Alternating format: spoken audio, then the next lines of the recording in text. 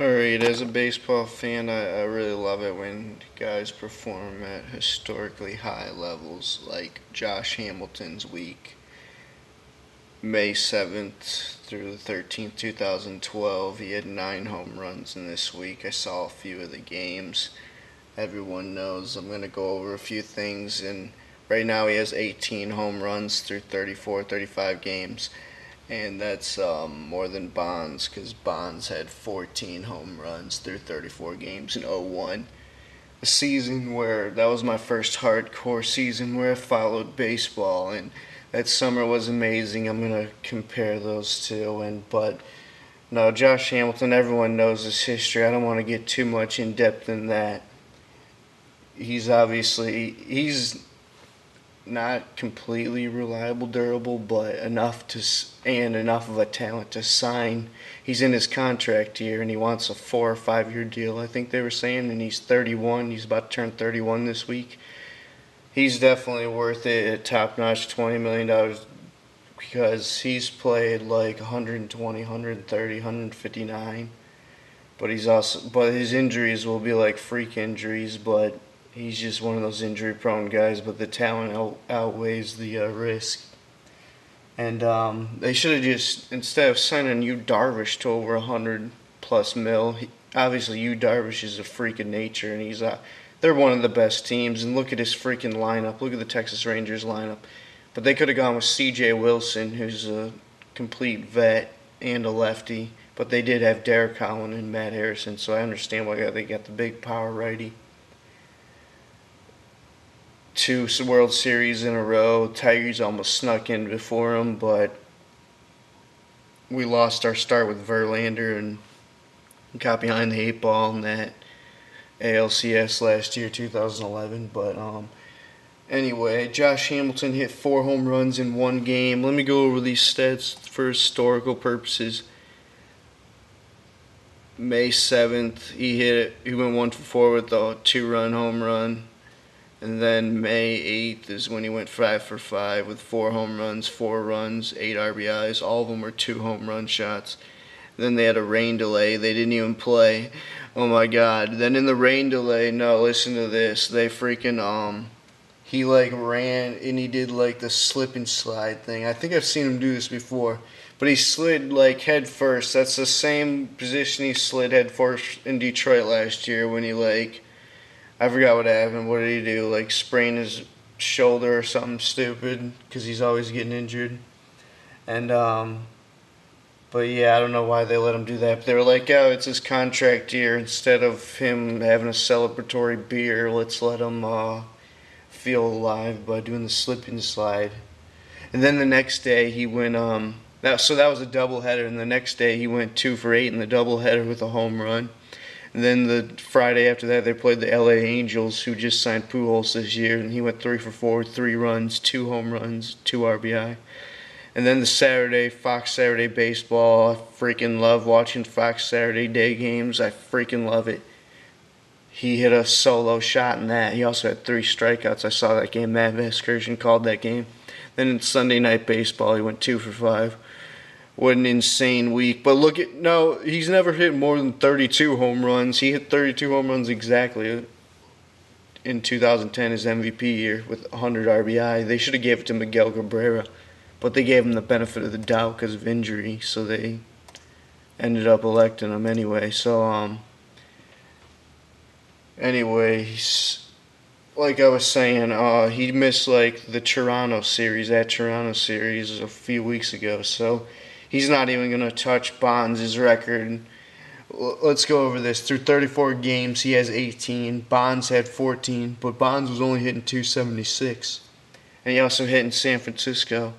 So these are the things that are going for him. But Bonds was obviously sacrificing his life for entertainment with steroids, and I freaking love him for that. That's why I say Barry Bonds is a freaking legend.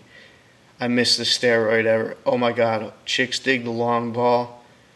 Sort of freaking middle school dweebs like me who was just watching baseball summer Sports Center.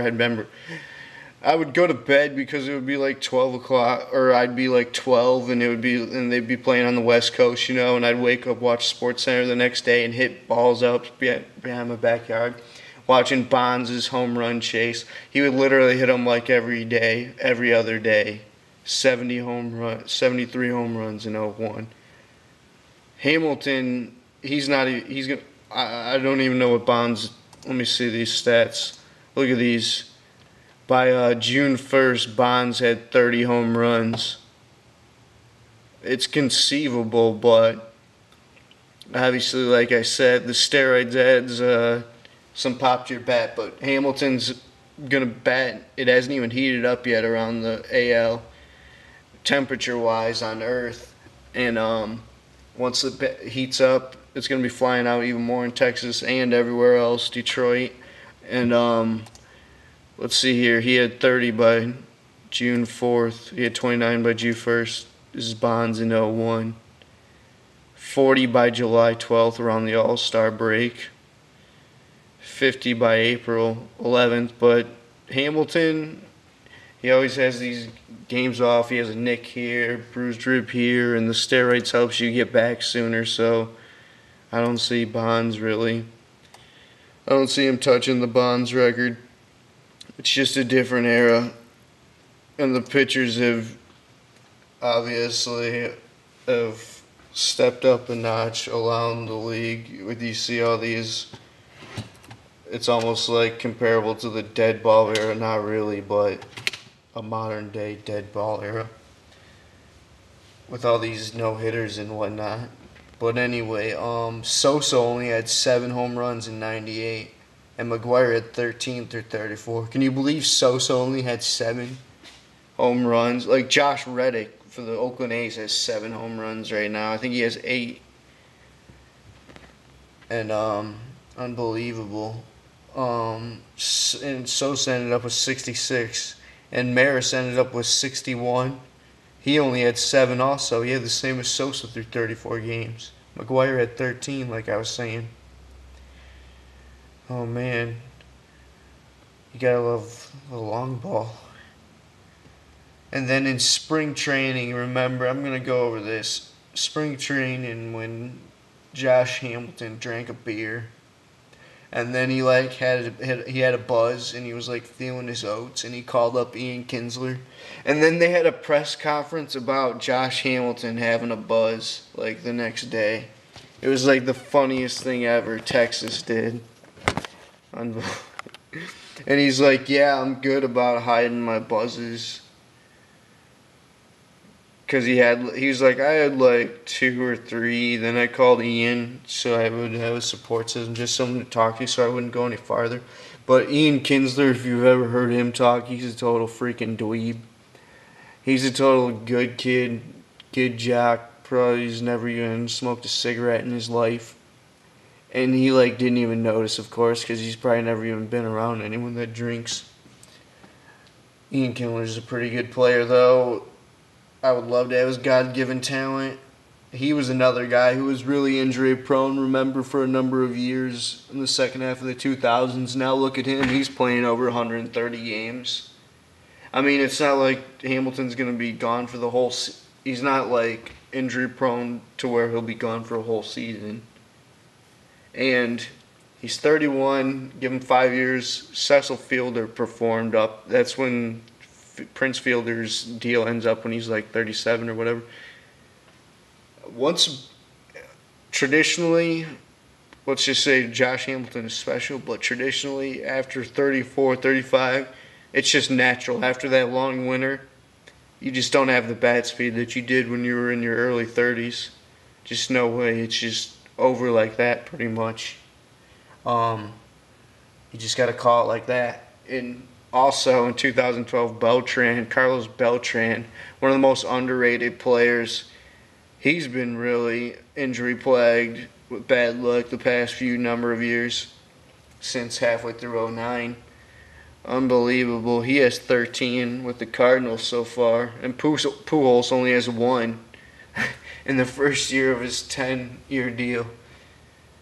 Give Hamilton $20+ million.